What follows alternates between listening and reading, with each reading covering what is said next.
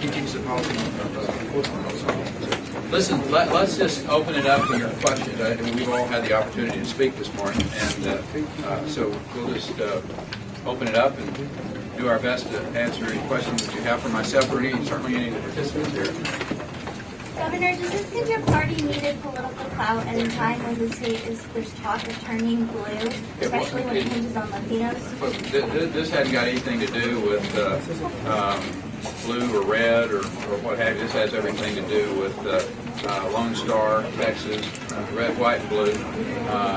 This is, as you see here, one of the interesting things about Texas is that we've been working together for some of us back in the 80s, and we're not distracted about those who like to create conflict and say this is about Republican politics or Democrat politics. It's not. This is about Texas children and the opportunity for them to stay close to home, for one thing, and transform an area of the state that all of us collectively know has amazing potential for growth. So that's our goal, and today we're seeing the culmination of a lot of hard work and coming together and making this be a big celebration for the. We talk about the Rio Grande Valley, and it is the epicenter, but it's really about the state. The University of Texas system will be stronger because of what we have done here today. The state of Texas will be stronger if those entities are stronger and more vibrant. So, doctors and technicians, and we talked about the possibility of SpaceX coming to this area, and this university may just be the catalyst that causes Elon Musk to go, you know what, that's really where I want to be, because that new university will allow me to work very closely as we develop the engineers and the technicians and the infrastructure that the next big wave of space travel, the private sector side of space exploration and travel. So the potential here is beyond what even some pretty visionary people in this crowd foresee. I'd like to add something. We were blessed with the governor's support in the opening statement of the legislature. It passed unanimously in the House, and I believe Senator Eno also unanimously in the Senate. We had strong bipartisan support. This wasn't a Democratic bill, it wasn't a Republican bill, it was a Texas bill. Governor, you mentioned, sorry, down here. You talked about it helps to put some money behind the vision, and I was wondering if you had any plans to add tuition revenue bonds to the call, like I think Senator Lucio. That's been on the agenda all through the regular session, and we've got work to do. As I've told both houses, the leadership, the speaker, and the lieutenant governor, that we know what work we have to do before we consider anything else. We got a transportation bill that was voted out of the House, I think, last night, and the juvenile justice bill is it's on our desk. So the life bill is on the desk. So once we get the transportation issue addressed and finalized, then we can have a conversation of whether or not there are any other issues that we would have the time and the inclination to put on the call. Governor, you talked earlier about your first trip to the Valley in 1990 as agriculture commissioner candidate. I guess I'm just curious to hear your perspective in terms of how the Valley's changed in the last 20 years and what you see the economic potential from this. And obviously I-69 yesterday, what that can mean to the Valley. Thank you, sir. Listen, we've been working on I-69 for a long time, and none of these projects are quick fixes.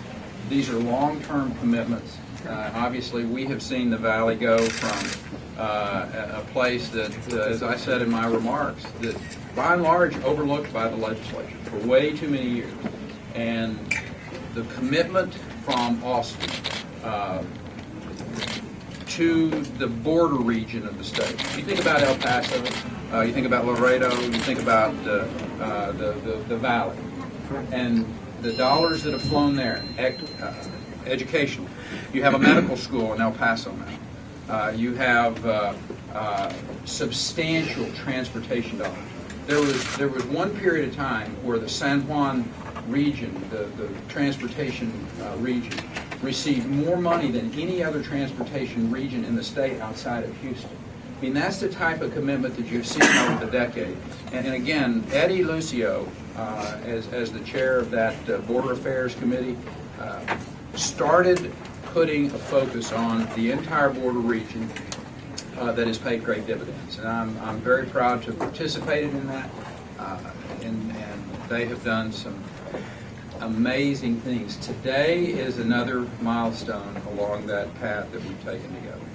Governor, this is going to be a chance also to create new jobs in the region, because we are talking about so many new jobs, and one of the biggest problems in the country is creation of new jobs. Well, again, this legislature, and frankly, legislature and members that I pointed out in the audience that are now retired, they were involved in the creation of an environment, tax policy, regulatory policy, legal systems, skilled workforce, that has made Texas the most successful job creation state in the nation. 30% of all the jobs created in the United States from 2001 through 2010, for that 10-year period of time, was in Texas. That is to their credit. And we know that blueprint works. People are moving here. 1,400 people move to Texas every day. So the impact on the transportation infrastructure, the impact on our universities. Since 2001, we've had a 57% increase in kids that are going to college. But it's been a 110% increase in the Hispanic students that are going to our colleges. The impact that puts on your system, Chairman Sigoroy, is you know the weight of that. But the legislature has, I think, appropriately addressed that issue. We're funding. We always argue, is it enough? Is it back and forth? But the fact is, our budget in Texas is keeping up with our tremendous growth, and at the same time, making good decisions about economic management. Over that decade, we are now the 5th lowest debt per capita in the United States. So with this tremendous growth that we've had in both our budget and in our population, and we passed California. In 2011, Texas passed California on the average per capita state wealth, per capita. I mean, it's fascinating what's happened in this state.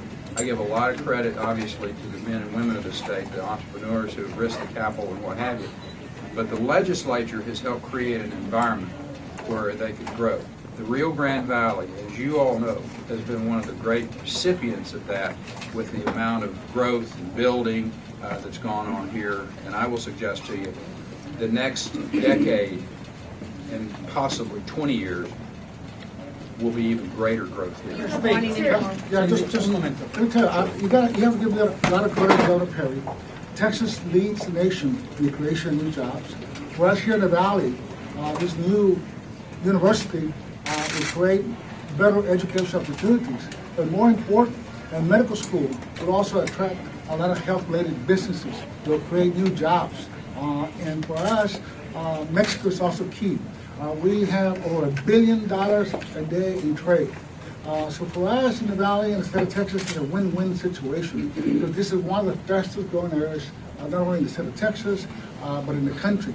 So for us in the legislature, with Governor Perry, working together as a team, we continue to increase education opportunities, continue to increase jobs, at the same time increase a better quality of life for all Texans. Let me add a statistic to that too, please. One of the things that, in working with the Chancellor and the regions, they did a study.